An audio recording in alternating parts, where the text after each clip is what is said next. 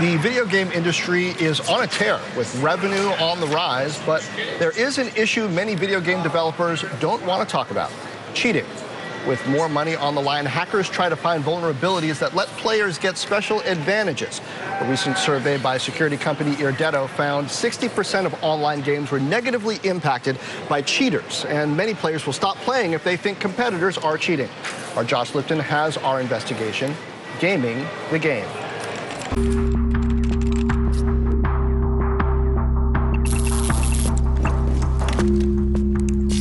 Eliminate the terrorists. Take a close look.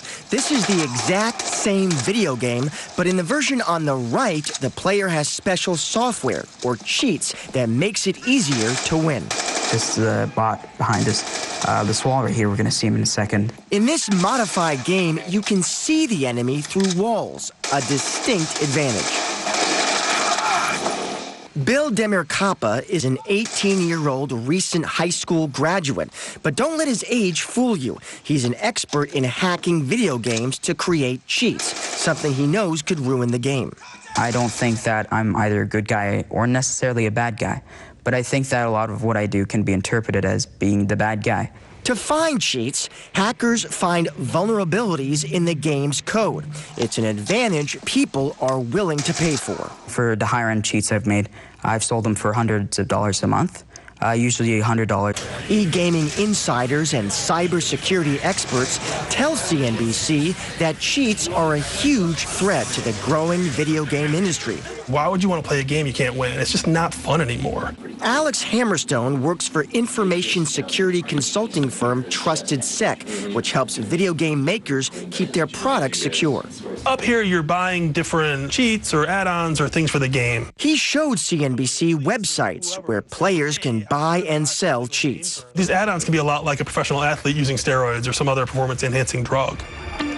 From a Halo tournament on the 99th floor of the Willis Tower in Chicago to a 16-year-old winning $3 million at the Fortnite World Cup in New York, the video game industry is on fire and expected to bring in $174 billion in global revenue. But in order for games to succeed, players say developers must stop cheaters. When I experienced hackers in Fortnite, there was people like across the entire map hitting me and headshotting me and like instantly killing me, which is pretty crazy. But gamers say it's uncommon to find cheaters at tournaments with money on the line. If someone were to hack a tournament, they definitely would probably get disqualified. I'd hope so. At most tournaments, the organizers control the computers and consoles the game is played on and keep a strict watch. But when it comes to playing at home, it's an ongoing challenge for game makers. You're sort of fighting a battle you've already lost, because when I have my computer in front of me, I have physical access, so it's really difficult for them to actually prevent me from cheating. And the best thing they can do is make the bar high enough to where it's not worth my time. Hacking video games was a presentation topic at this year's DEF CON, a hacking convention in Las Vegas with an estimated 30,000 attendees. That's where we met Bill Demirkapa and security researcher Jack Baker. Because there's so much money on the line now, there has been a lot more of a focus on how can I make money off of that. Let's say you're a game developer, you're a game publisher. What can you do to try to prevent these cheats? They watch for patterns, they watch for signatures. You know, there are ways they can look at behind the scenes to see if people are using these things. But a lot of it is still very reliant on users reporting. Microsoft's 343 Industries is the maker of first-person shooter game Halo. Halo has never really had a huge issue with hacking, thankfully. And for us as developers, competitive integrity and the experience of players online is crucial. Epic Games, the maker of Fortnite, declined an interview, instead sending a statement saying, in part, "We will continue to pursue all available options, including revoking access to Fortnite to make sure our games are fun, fair, and competitive."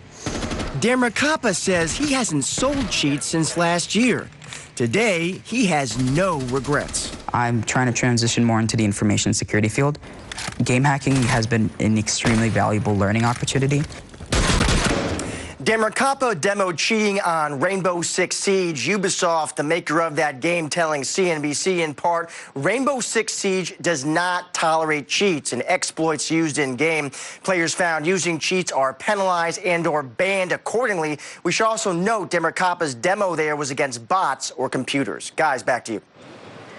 Hey, Josh, video game cheats have been around almost as long as video games. I mean, a whole generation remembers up, up, down, down, left, right, B, A, select, start. Is it online gaming that has really changed the economics here? The fact that so many people are trying to do it now and there's so much more money to be made?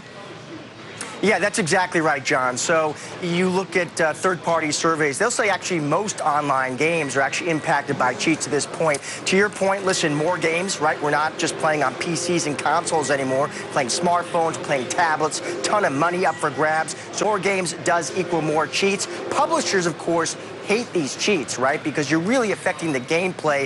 If people feel they're not fair, they may stop playing altogether. That can dent demand. So you see these publishers certainly taking action. They're using anti-cheating software. They'll ban cheaters if they find them. They're not even afraid to take people to court if they have to, guys. Yeah, Josh, it's a great report. I mean, kudos to you and the investigative team on this one. I'm curious if, as this business continues to get bigger, as the cheating risk continues to get bigger, if this is something that will change the way future games actually get developed from the start, if that's even a possibility.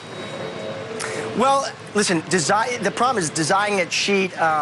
Cashing a cheater comes with own challenges, and the way cheats are developed, it really comes down to how the game and how it's coded. Some will be very sort of difficult to create. Others are much more easy. But certainly it's on the radar of these publishers.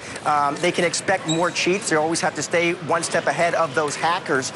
Certainly if you're creating the popular games too, that's obviously where you're more aware, right? I mean, if you're creating and selling cheats, you're going to target the most popular ones. No surprise, when I was perusing these sites, when I was being shown where they're being targeted, Fortnite, of course, came up. No surprise there. Josh Lipton, thank you.